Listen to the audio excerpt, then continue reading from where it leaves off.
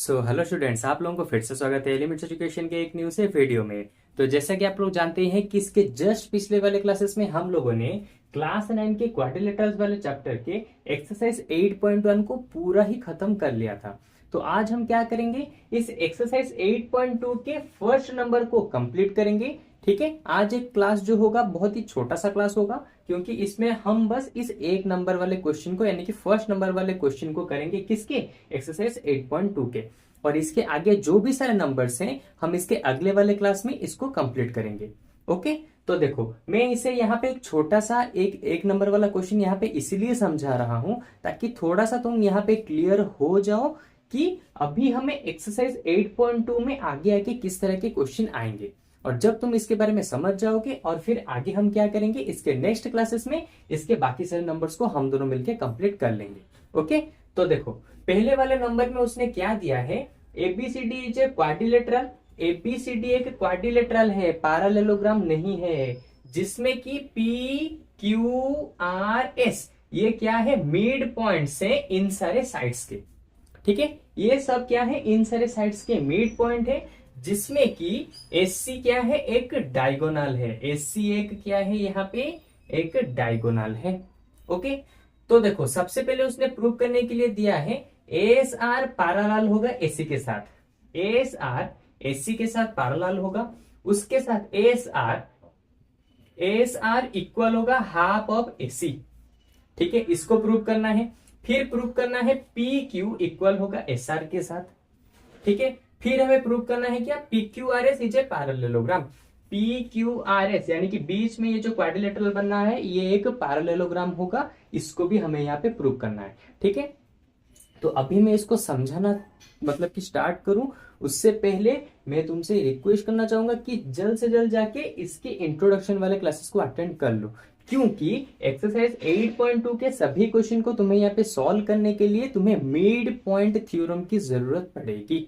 ठीक है, और उसको तुम कैसे यूज करना है, क्या यूज करना है, मैं तुम्हें अभी यहाँ पे बताता हूँ। ठीक है, तो देखो पहले वाले क्वेश्चन को हम कैसे सॉल्व करेंगे। देखो सबसे पहले देखो, in triangle A C D, मैं ट्राइंगल ए सी डी को यहां पे बना देता हूं। ओके, ताकि तुम्हें समझने में आसानी हो। ये है ए सी, ये हो गया डी। चाहो तो इसको मैं इस तरह से रब भी कर देता हूं, जिससे तुम्हें और भी इजीली समझ में आ जाएगा। ठीक है, एस और आर यहाँ पे क्या है, ये है आर, ये है एस, इनको मैं यहाँ पे ज्वाइन कर लेता हूं। ठीक है, अच्छा तो अब देखो हमें ऑलरेडी मिड पॉइंट थ्योरम में पढ़ाया गया है कि एक ट्रायंगल में जब दोनों साइड्स के मिड पॉइंट को तुम ज्वाइन करते हो, ठीक है, और जब तुम ज्वाइन करोगे उसमें जो लाइन सेगमेंट मिलेगा वो क्या होगा, वो थर्ड साइड के साथ पूरा का पूरा पैरेलल होगा और इक्वल होगा। ठीक है, यानी कि एस आर इक्वल होगा किसके साथ, एससी के साथ। यहाँ पे कैसे इक्वल होगा, यानी कि पैरेलल होगा। ठीक है, तो यहां पे मैं लिखूंगा क्या, in triangle A C D, यानी कि ए सी डी ट्रायंगल में, in triangle A C D, ठीक है, एस आर, ठीक है, देखो एस आर पैरेलल होगा किसके साथ, एसी के साथ। ठीक है, क्यों पैरेलल होगा, मिड पॉइंट थ्योरम इसका होगा रीजन। इसलिए मैंने कहा था कि मिड पॉइंट थ्योरम को अच्छे से यानी कि इसके इंट्रोडक्शन वाले पार्ट को अच्छे से देख लो, नहीं तो इसे समझने में थोड़ी सी दिक्कत आ सकती है। ठीक है, उसमें मिड पॉइंट थ्योरम में बताया गया है कि जब एक ट्रायंगल के दोनों साइड्स के मिड पॉइंट को यहाँ पे तुम ज्वाइन करोगे तो वो वाला लाइन सेगमेंट क्या होगा, थर्ड वाले साइड के साथ यहाँ पे क्या हो जाएगा, पूरा का पूरा पैरेलल हो जाएगा। तो इसका मतलब एस आर पैरेलल होगा एसी के साथ। ये हमने यहाँ पे प्रूव करके दिखा दिया।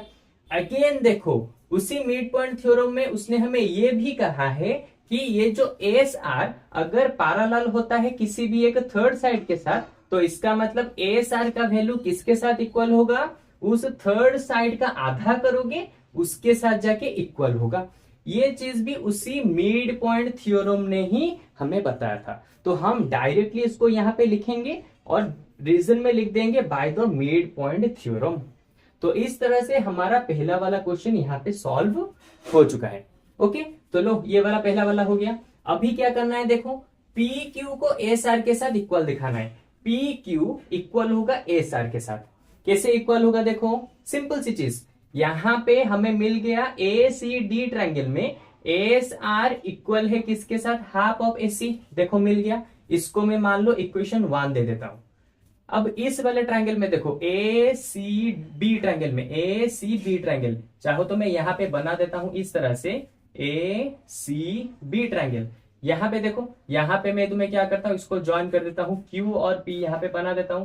तो इससे हमें क्या पता चल रहा है, देखो सेम मिड पॉइंट थ्योरम से हमें यहां पे पता चल रहा है क्या, आर क्यू इक्वल होगा हाफ ऑफ ए सी।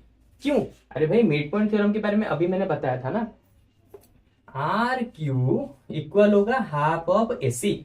उसी मिड पॉइंट थ्योरम को रीजन लिख दो और यहां पे दे दो इक्वेशन नंबर 2। तो अब देखो इस दोनों चीजों से हमें यहाँ पे क्या पता चला, एस आर इक्वल है half of A C, R Q equal है हाफ ऑफ ए सी। तो फ्रॉम इक्वेशन 1 एंड 2, तो फ्रॉम इक्वेशन 1 एंड 2 इससे हमें क्या पता चला, एस आर इक्वल हो गया आर क्यू से। अगर एस आर इक्वल है हाफ ऑफ ए सी और आर क्यू इक्वल है किसके साथ, हाफ ऑफ ए सी के साथ, तो एस आर इक्वल हो गया आर क्यू के साथ।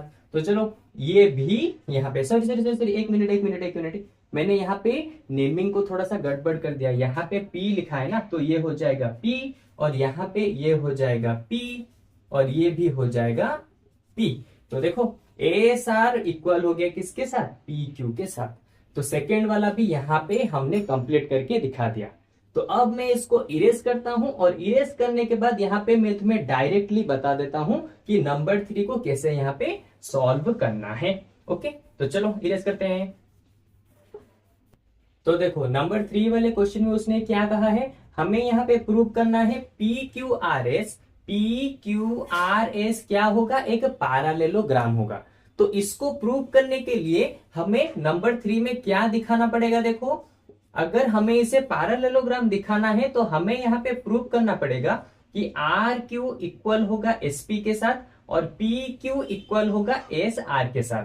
तो सबसे पहले पी क्यू इक्वल होगा एस आर के साथ, ये हमें प्रूव करना है। उसके साथ एस पी इक्वल होगा आर क्यू के साथ, एस पी इक्वल होगा आर क्यू के साथ। क्यों, हमें ऑलरेडी पता है पैरेललोग्राम में उसके ऑपोजिट साइड एक दूसरे के साथ इक्वल होते हैं। तो अगर ये एक पैरेललोग्राम है तो इसका मतलब इसके ऑपोजिट साइड एक दूसरे के साथ इक्वल होंगे।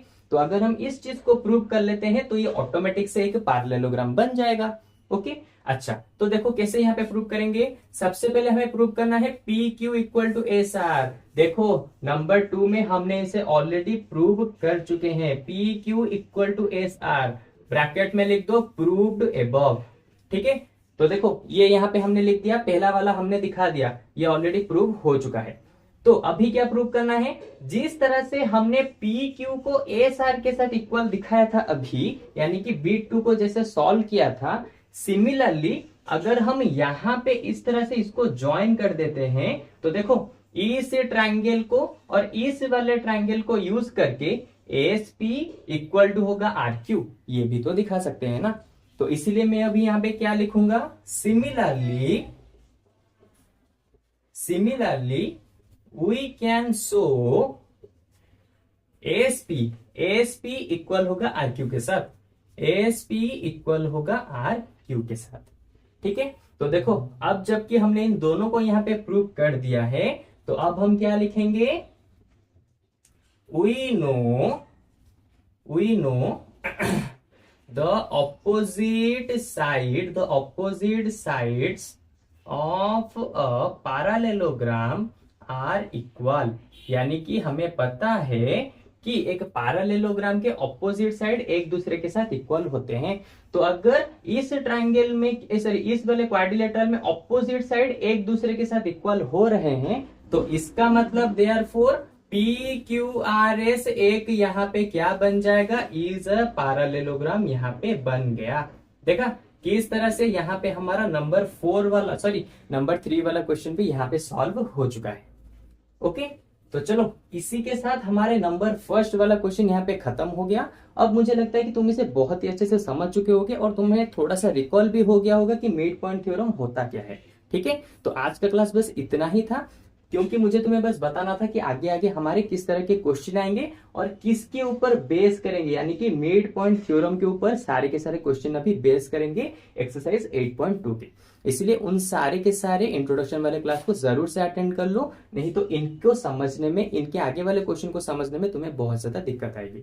ठीक है, तो चलो आज की क्लास में बस इतना ही। अब हम लोग इसके जस्ट एक न्यू से क्लास में मिलेंगे और इसके आगे जो भी सारे नंबर से हम दोनों मिलकर उसको सॉल्व करेंगे।